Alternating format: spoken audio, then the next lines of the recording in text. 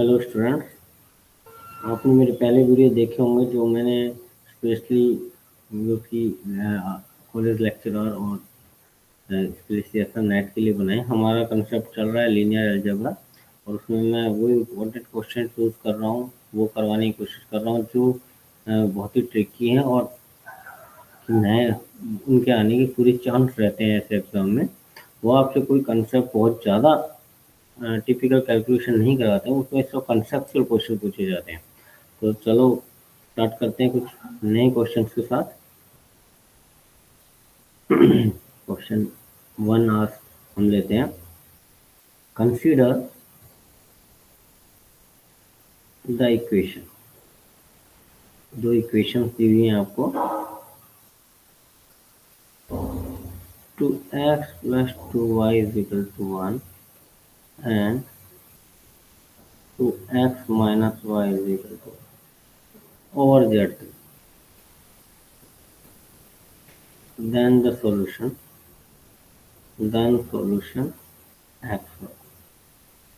x y का solution क्या होगा? 1 1 but not 2 0. बी ऑप्शन है 2 0 but not 1. सी ऑप्शन है 1 1 and 2 0 एंड डी ऑप्शन है इसका। ओके, तो देखो हम इनको कैसे करेंगे। इसके ऑब्जेक्ट मैट्रिक्स बनाते हैं। 2 2 1 2 माइनस इक्विवेलेंट फॉर्म में बदलते हैं। R2 माइनस R1 करके तो 2 2 1 0।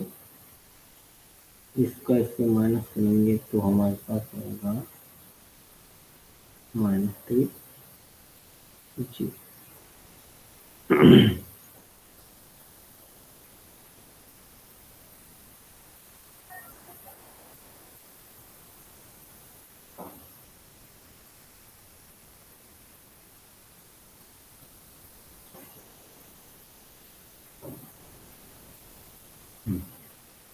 तो इसकी इक्वेशन बनी हमारे पास 2x plus 2y is equal to 1 and minus 3y is equal to 0 implies y is equal to 0।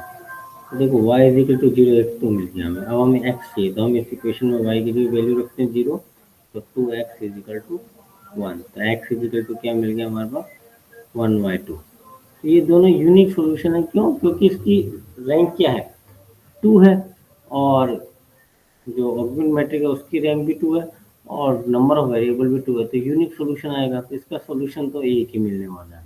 पहली बात तो ये कि यूनिक सॉल्यूशन मिलना, तो दो सॉल्यूशन तो इसके मिलेंगे ही नहीं। दो सॉल्यूशन हम नहीं मिलेंगे और इसके सॉल्यूशन भी यूनिक ही मिल गए हमें 1/2 और 0। अब देखिए ये कहाँ पे है।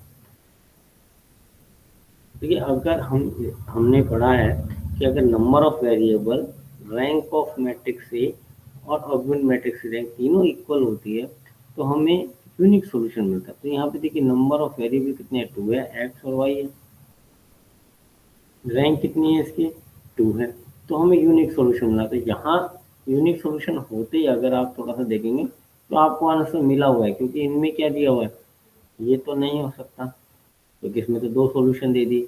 अब इन दोनों में से बात है, इन तीनों में से, तो तीनों में देखेंगे जैसे हमने एक्स वाई की वैल्यू निकाली 0, तो इसमें ये भी नहीं हो सकता और जैसे एक्स की वैल्यू निकाली तो ये भी नहीं हो सकता। तो ऑप्शन क्या बचा आपके पास डी, तो ऑप्शन डी राइट ऑप्शन है।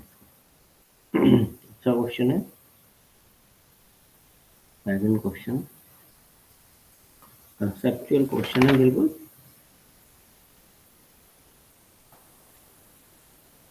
अब हम लेते हैं दूसरा question. If dimension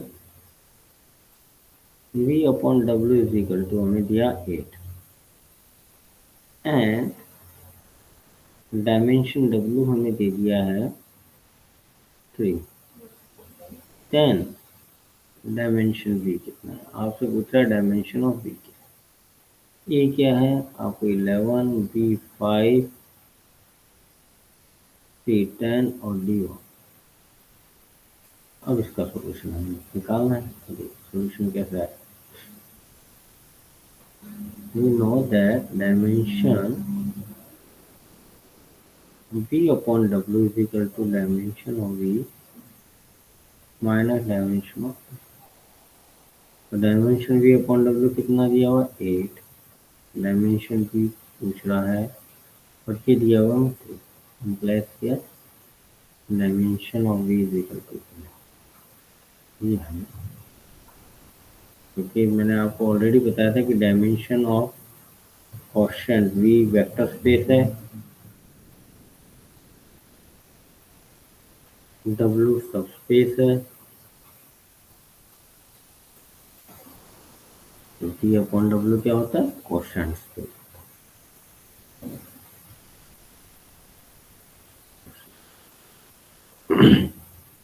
Now the next question,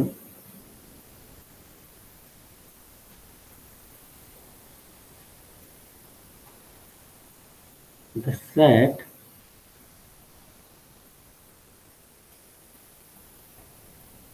e की power 2x power 3x where x belongs to R। First आपसे पूछ रहा है Li और R, सेकंड है Ld और R, थर्ड है Li और any interval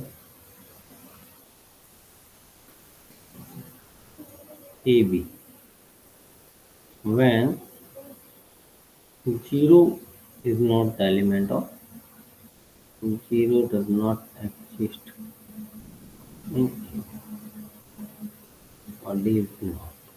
तो देखते ही क्वेश्चन को पता रहता है कि अगर मैं इसको देखो x की जगह 0 रख दें तो हमारा क्या बनने वाला है 1 1, ठीक है। तो ये तो LD हो गया, ये सेट तो LD हो गया, अगर इसको बनाएंगे हम तो ये LD सेट बन जाएगा। तो सिंपल होता है, अगर इसमें 0 हटा दें तो 0 के अलावा कहीं पर भी ये लीनियर डिपेंडेंट नहीं होगा। तो लीनियर डिपेंडेंट नहीं होगा, अगर 0 होगा तो ये लीनियर डिपेंडेंट होगा, क्यों, क्योंकि ये वैल्यू सेम आ जाएगी 1 1 आ जाएगी। तो ये क्या बन जाएगा हमारा सी इज द राइट। 0 के अलावा हर जगह पे ये Li है, 0 के अलावा हर जगह ये सेट Li है, ठीक है। अब now fourth very important question, let S -1 0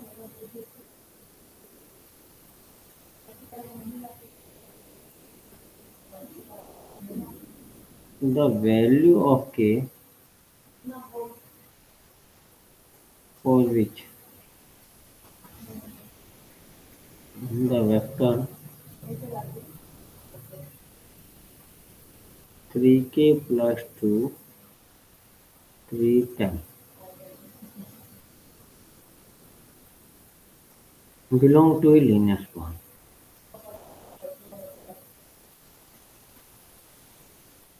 linear span k की वो वैल्यू निकालनी है जिस पे लीनियर स्पान होगा। k की वैल्यू दी v 2 8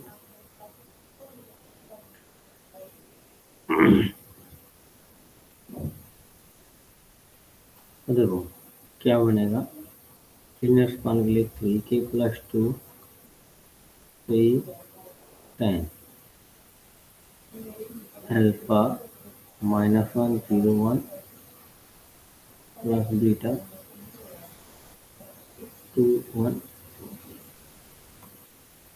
बना लेते हैं इसको हम इक्वेशन फॉर्म में, tx plus 2 minus alpha plus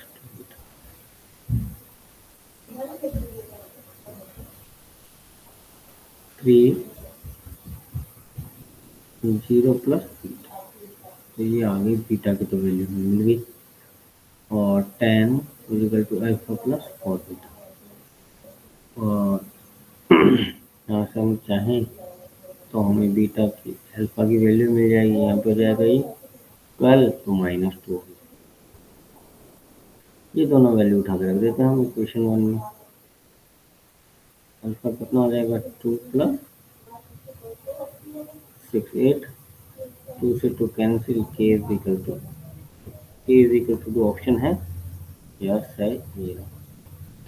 ये आपका इम्पोर्टेंट क्वेश्चन है और इस तरह के क्वेश्चन बहुत पूछे जाते हैं स्टूडेंट। मैं बहुत कोशिश कर रहा हूँ कि आपको अच्छा से अच्छा मटेरियल अवेलेबल कराऊँ ताकि आप लोगों का यूपीएचएससी लेक्चरर में हो सके, सीएसआर नेट क्लियर हो सके मैथमेटिक्स के लिए। और ज़्यादा से ज़्यादा हम बातों पे ध्यान नहीं देंगे, किसी तरह की कोई बात नहीं, सिर्फ अपना फोकस रहेगा मैक्सिमम क्वेश्चन अटैम्प्ट करना। ठीक है, तो ज़्यादा फालतू बातों पे ध्यान ना देके see back to the concept. Thank you very much, students.